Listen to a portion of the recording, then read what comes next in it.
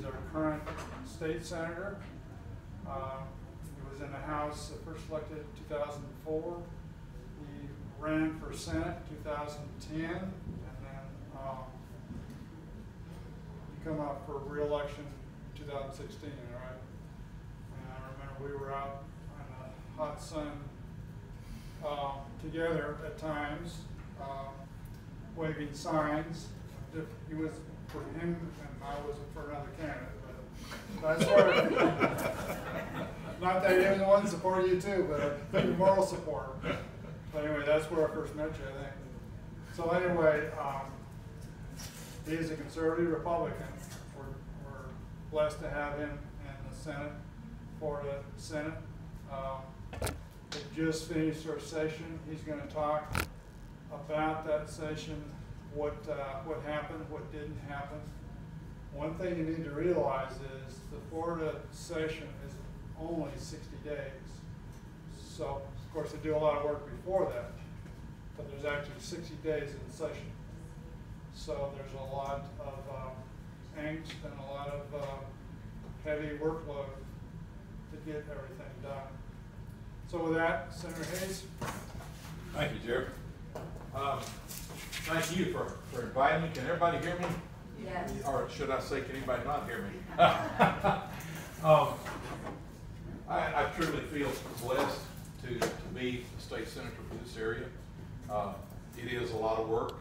As Jerry mentioned, we're officially in session only 60 days, but we're there 1 week in November, 1 week in December, 2 weeks in January, 3 weeks in February, all of March and all of April. And in the non-election years, we usually start in October.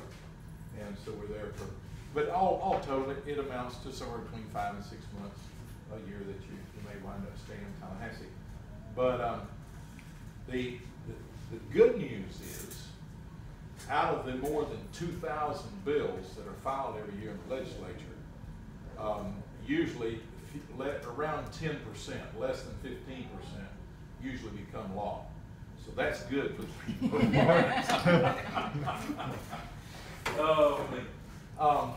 I have several things here that I'm prepared to talk about, but quite honestly, my biggest goal today is when you leave here, I hope you don't say, golly, I wish I had asked him this, or I wish Alan had talked about that. So I'd like to know right now, what questions do you have that I might address about this year's legislative session? Yes, ma'am. We need sinkhole insurance coverage for our homes. Okay. We have lots of sinkholes in Florida. Yeah, you write that down. What else? Any other? Yes, sir. What's the status of the Sharia law? Okay. Okay. Common Core. Common Core. I'd like to encourage the Board of Education at the state level and every level to reinstate the golden rule. Okay. Yep. Because maybe that would help kids' minds stay on track a little better. Unfortunately, many of them don't know what the golden rule is. That's right. And I was brought up on it in public school. Imagine that. And told where it came from. You don't need to mention that. That's right. You actually had a Bible reading every day and had a prayer every day, didn't you? Yep, and we knew that the man down in the front office, he wasn't the last authority. That's right. but the authority he carried had a board in Yeah, it. that's right. Yes, ma'am. I was on the receiving end of that a few times too. So, Yeah. Other questions, other topics? You know, this is not your last chance as I go on. Folks, this is tough. And you can tell I'm very informal. And so don't hesitate to ask questions as we go along. Sinkhole insurance. Yes, ma'am, you're absolutely right. We need a more competitive market for sinkhole insurance. Unfortunately, in Pasco and Hernando counties, sort of sinkhole epicenter of the activity over in that area, 3, 4, 5 years ago, there were just an obscene number of abuses. Literally, they had situations where runners would go down the street and look for cracks in the driveway or in the sidewalk. If they saw a crack, they'd ring the doorbell. Hi, I represent so-and-so attorneys down the street here, and he got X number of dollars for your neighbor over here. And I see you have sinkhole activity here. So you file a lawsuit and let this attorney, or let this attorney represent you. He'll get you some money like he did for your neighbor. Unfortunately, many people say, fine, I'll take some of that action. They went to court, they won, and then they took the money and paid off their boat or went on a trip around the world or did something else, and they did not do anything to fix the house. Sadly, there were tremendous numbers of abuses there in Florida. Houses, buildings set, and sometimes you'll have a little crack here and there. Now, that's not to say there's not legitimate sinkhole activity over there, but there were just so many people would have various minor things that would happen. They claim sinkhole activity. The insurance company, understandably, is there to make a profit. Now, I don't believe for a moment that they should make obscene profits and refuse to pay legitimate claims. But it was more economical many times for them to just go ahead and pay the claim than it was to fight it in court. And the courts required such an extensive amount of data that it was almost prohibitive unless there was really, really a good reason for that insurance company to fight that claim, because they had to have geologists come out and drill holes to ascertain what it was. It was not sinkhole activity. Just a long, laborious process. So we passed a bill probably 3 years ago now, it has been, that redefined the sinkhole activity. You had to have structural problems verified by inspectors and all this sort of stuff. We tried to clean up the racket as much as we could. And the sad part of it is the industry, I don't think, has recovered yet from the beating that they took and from the abuses. And some of the insurance companies were just as guilty of abusing some of the policyholders as well. So it's still in the settling out stages, I think, and I believe that within the next probably 2 to 3 years, we'll see a stabilization of that market. Couldn't you redefine, like, you have to have like an indentation in the ground, you know, under your house or something? Well, that would be one way to do it. There's no question about it. But that pulls in candidly, professionals to. yeah, I would think. I'm not an attorney. Jared didn't tell you, and thank you for the brief introduction. I appreciate that. I have sat through so many of my long-winded introductions. I'm tired of hearing them myself, so I appreciate one straight from the heart. You know, I'm a dentist, so I don't know the legal opinion of stuff and all this and the other. But these lawyers can get so nitpicking on the definition. My thinking is when you have that concavity in the soil, that would fall under what they call catastrophic ground collapse. Well, And they have probably to it would condemn pay for it. your house. That's right. If they don't, meaning you can't live in it. Right. Or you aren't covered. Yeah. Yeah. And I would think if you just have a little hole on one edge, they could, you know, just fill in the hole. Well, if it were like that in my house, Catch it. I would want them to go down and at least do some soundings and try to determine what caused that little collapse or that hole But, here. right now, that's all on us, you know, if Yeah. you don't have. It is a mess. There's no question about it. Yes, ma'am. We have sinkhole insurance, but there's a $16,000 deductible, What good that's gonna do. but at least we have it, so Yeah. if it's more than that. Yeah. And, you know, really, I think that's a fair way to do it, because that stops It the limits your abusive loss. claims that people would file because they know that I have that big deductible. At the same time, that large deductible gives you an affordable premium also. And then too, I'm sure that in the case of catastrophic collapse, you're covered 100%. Right. And that's good. So that to me is That's what fine. they have. Yes, ma'am. But a lot of companies don't have any. That's right. Yeah. I mean, they have catastrophic because they have to. That's but- right. Yeah. Citizens, unfortunately, the whole property insurance saga in Florida is just very morbid. It was bad enough prior to 2007. In January 2007, right after Charlie Crist was elected to be the governor, he insisted that the legislature pass House Bill 1A.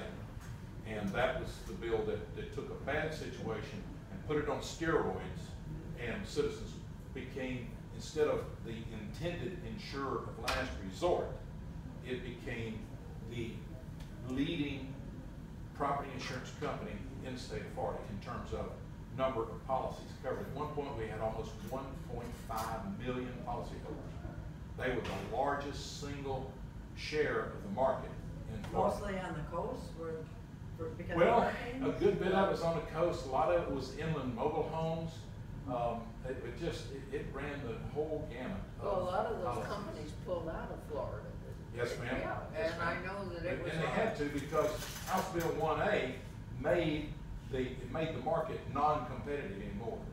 Because Citizens Board of Directors, prior to the passage of that bill, they had sought from the Office of Insurance Regulation a rate increase, and they had been granted that rate increase. And House Bill 1A said, nope, you can't have the rate increase. We're going to freeze your rates at the 2005 level. And it wasn't until 2010 that we were finally, after hammered and hammered and hammered in 08 and 09, finally in 10, we were able to get a cap of 10% per year that they could add to the premium.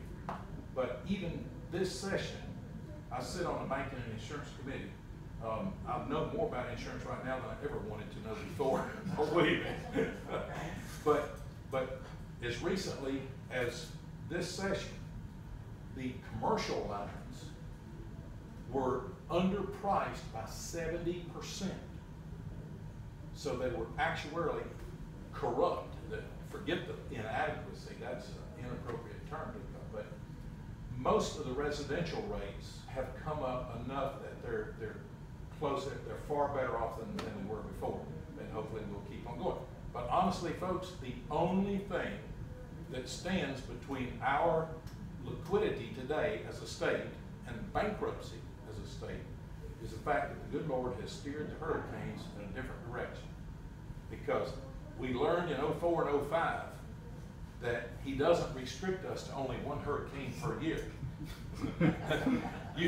You get one this week, you may get another. It's storm du jour, you know. But prayerfully, it'll be a few more years before we, and you will hear from the media probably that the CAT fund, which is the state of Florida's insurance, reinsurance fund, that it's healthier than it's ever been. Citizens is healthier than it's ever been. Both of those are factual. But there again, the reason is because of the Lord's grace is all it is. Yes, Alan, Chairman.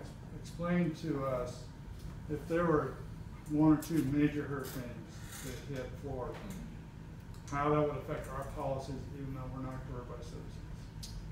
Good point. I'll even make it contemporary. We don't have to do the hypothetical. You go home today, pull out your property insurance. How many of y'all have Citizens insurance? None of you. Okay, that's good. Go home, pull out the last statement that you got from your property insurance company, or from your automobile insurance company, or from your boat insurance company, and look down there. You'll see FIGA assessment, you'll see hurricane assessment. There's about 3 or 4 different assessments on there. Those are taxes that you're paying today because Citizens didn't have enough reserves and reinsurance to pay the claims from the 04 and 05 storms.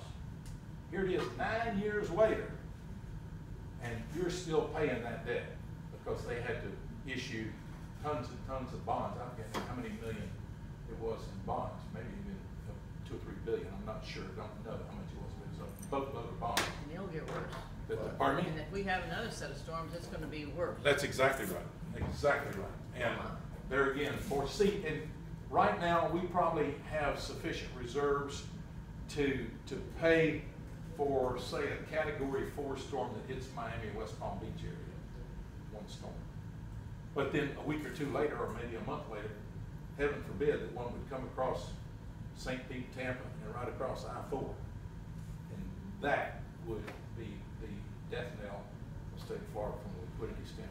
that precarious. And so we have to continue to push and push and push for actuarial correctness in the premiums as well. I've heard a lot of push for flood insurance, Yes, which ma'am.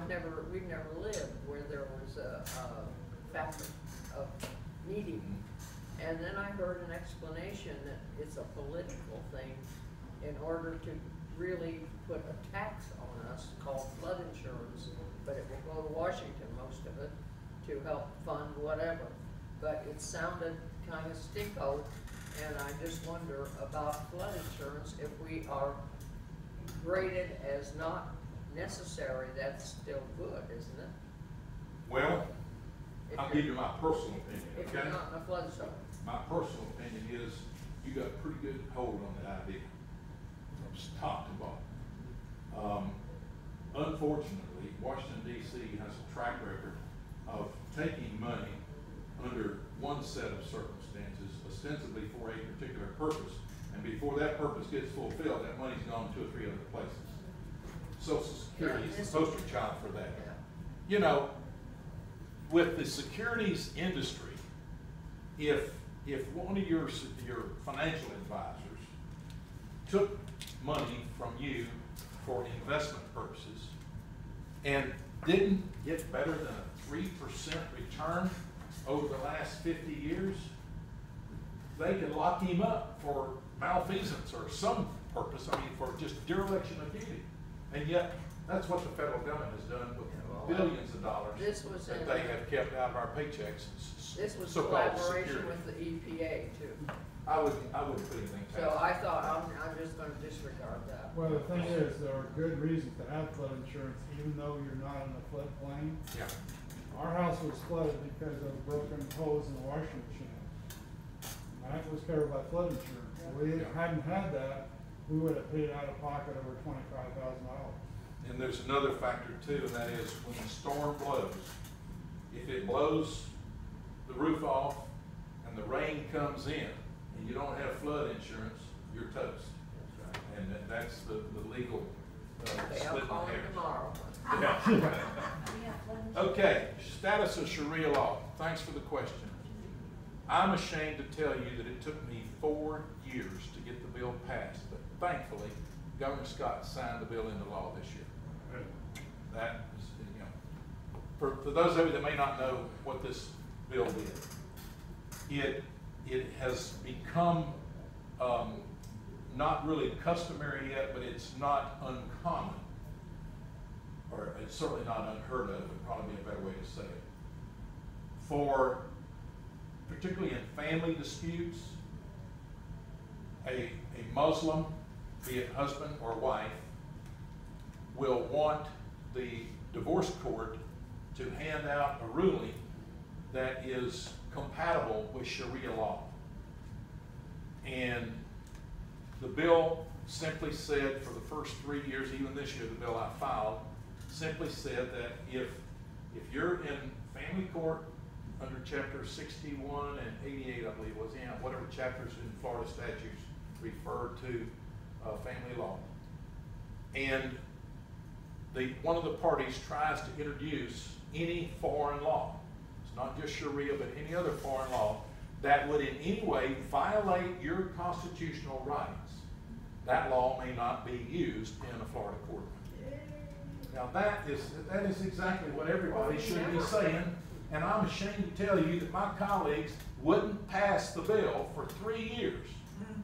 And finally, this year, we did change the language of it some, and I got caught between the crossfire of 2 or 3 or 4 different lawyers that I respect. And the one that offered me the language, I asked him, I said, well, we're not talking about Sharia law alone, but I said, everybody knows it as the Sharia law bill. If the Muslims are okay with it, why do you think it's good then? And honestly, the reason that I accepted his amendment was because an attorney out in Louisiana, who had been one of the original crafters of the information and of the bill, said, that's okay. Take it and go. I said, we got it. And so we passed the bill this year.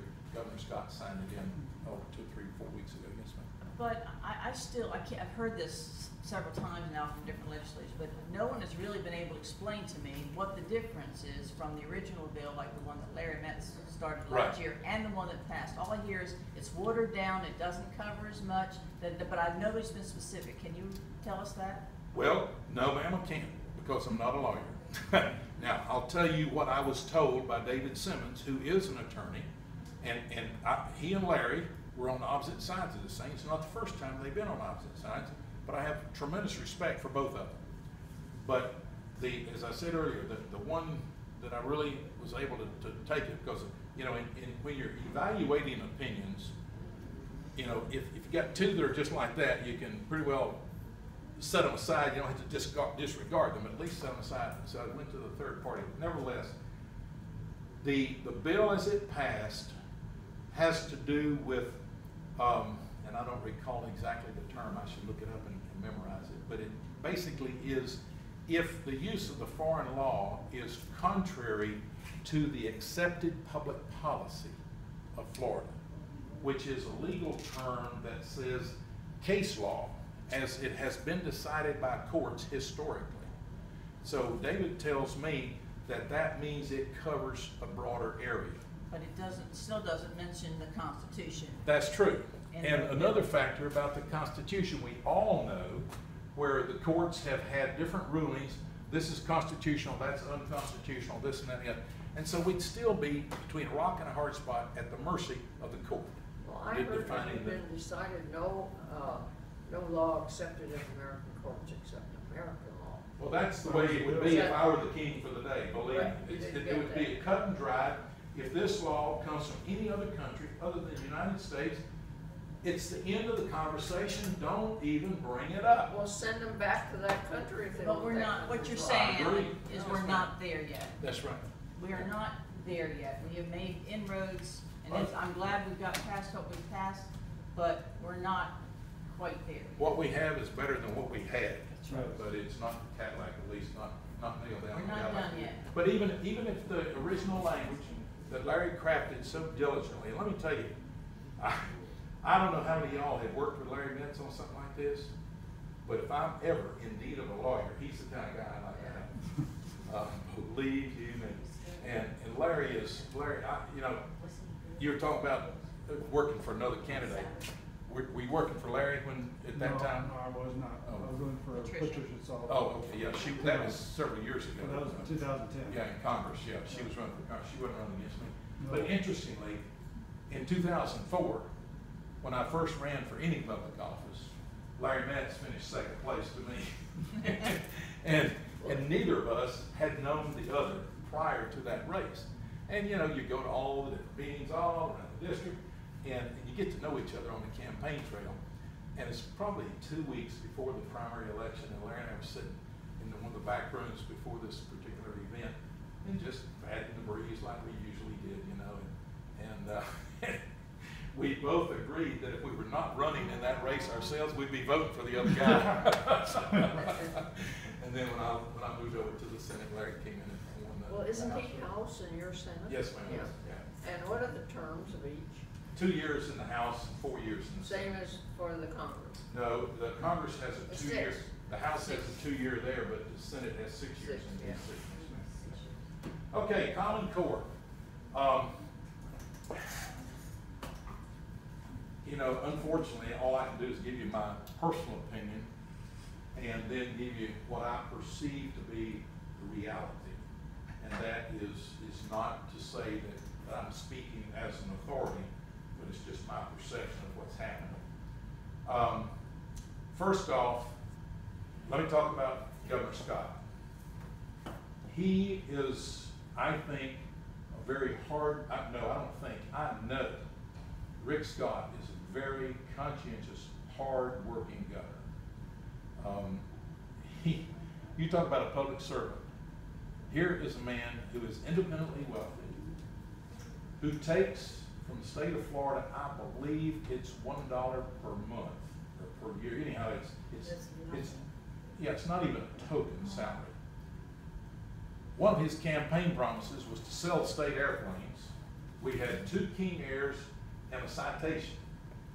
And he sold all 3 of them within the first 6 months, certainly probably within the first 3 months that he was in office. He uses for his personal transportation his own private jet flown by his own pair of pilots. Wow. And he pays all the maintenance costs on that as well. He doesn't have to do this job, and he's not doing it for the money.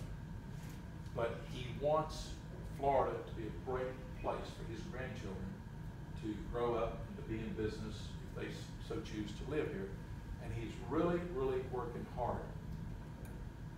He is dedicated to having a world-class, affordable education system.